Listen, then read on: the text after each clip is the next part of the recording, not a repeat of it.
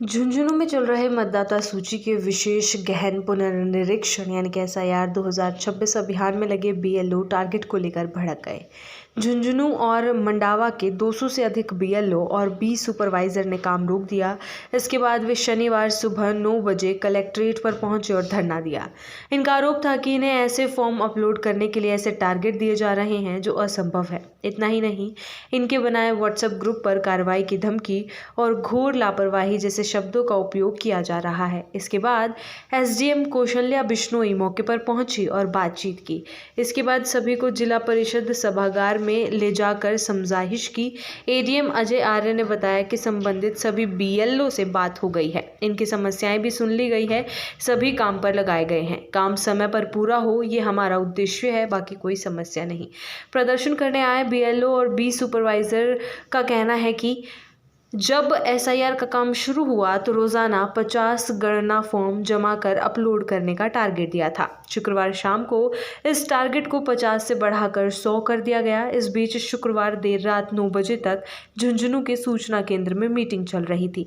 Meeting खत्म होने के बाद रात करीब 9:45 बजे आदेश आया कि रोजाना 50 की जगह 150 गणना प्रपत्र फॉर्म शामिल कर ऑनलाइन अपलोड करने होंगे। इस काम को कर रहे बीएलओ और सुपरवाइजर का कहना था कि टारगेट को 3 गुना बढ़ा दिया गया, जबकि हम पहले ही बता चुके थे कि एक दिन में 50 से 60 फॉर्म ही अपलोड हो पाएंगे। इसी बीच शुक्रवार रात को सुपरवाइजर इलेक्शन व्हाट्सएप ग्रुप पर एक मैसेज जारी किया गया। इसमें लिखा था, आज कोई भी बीएलओ का अचीवमेंट 100 से कम रहा तो उस पर एईआरओ के तहत कार्रवाई होगी। इधर मंडावा में शुक्रवार को 134 बीएलओ को नोटिस जारी कर दिए गए थे। इसमें टारगेट निर्धारित संख्या में नहीं पहुंचने पर इसे घोर लापरवाही बताया जा रहा है कि सभी बीएलओ घोर लापरवाही जैसे शब्द से नाराज थे। उनका कहना था कि सुबह से शाम तक फील्ड में काम करने के बाद भी उनके प्रयास को घोर लापरवाही कहना अपमान है।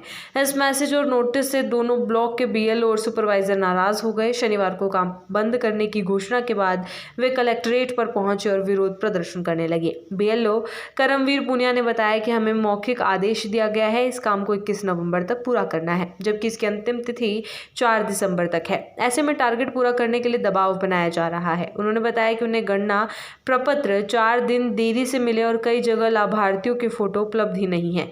अधिकारी मौखिक रूप से बिना फोटो के फॉर्म अपलोड करने को कह रहे हैं, जो एसआईआर नियमों की सीधी अवहेलना है। कुछ बीएलओ को अपनी जेब से फोटो खिंचवाकर लगानी पड़ रही है। इतने प्रेशर में हमारी स्थिति पर भी असर पड़ रहा है। टारगेट और कार्रवाई के मैसेज के बाद एक बीएलओ ने अधिकारियों को समस्या बताते हुए ग्रुप में लिखा, उसके 18,000 वोट वाले क्षेत्र में उसे दिन भर में 4 रेलवे फाटक गुढ़ा, बाकरा, रिको पुलिस लाइन पर बार बार क्रॉस करने पड़ते हैं।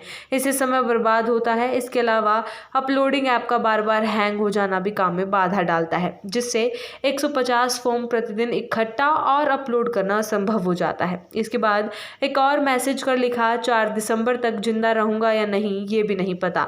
रोड नंबर 3 झुंझुनू की सबसे खतरनाक रोड है। सुबह 10 बजे के करीब एसडीएम कौशल्या बिश्नोई और तहसीलदार महेंद्र मूड धरने पर बैठे कर्मचारियों से मिलने कलेक्ट्रेट पहुंचे। उन्होंने कर्मचारियों को समझाने की कोशिश की और उनकी समस्याओं को अधिकारियों तक पहुंचाने का आश्वासन दिया, लेकिन कर्मचारियों ने साफ कहा कि उन्हें समझाइश नहीं बल्कि आदेश में बदलाव चाहिए।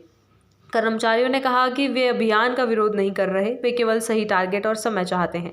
उनका कहना था कि निर्वाचन आयोग ने 4 दिसंबर का समय दिया है, वे उसी के अनुसार काम करने को तैयार हैं। इसके साथ ये भी मांग थी कि बिना फोटो फॉर्म अपलोड करने पर रोक लगे, जल्दबाजी में जारी किए नोटिस दोबारा ले और कार्रवाई की धमकियां देना बंद करें। उन्होंने बताया, रोज मीटिंग, रात में नोटिस, फोन कॉल, कार्रवाई की धमकी और अनचाहे टारगेट उनकी मानसिक स्थिति पर भारी पड़ रहे हैं। इसके बाद इन्हें जिला परिषद सभागार में ले जाया गया। बातचीत में बीएलओ और सुपरवाइजर की बात मान ली गई, जिसके बाद वे दोबारा काम पर लौटे।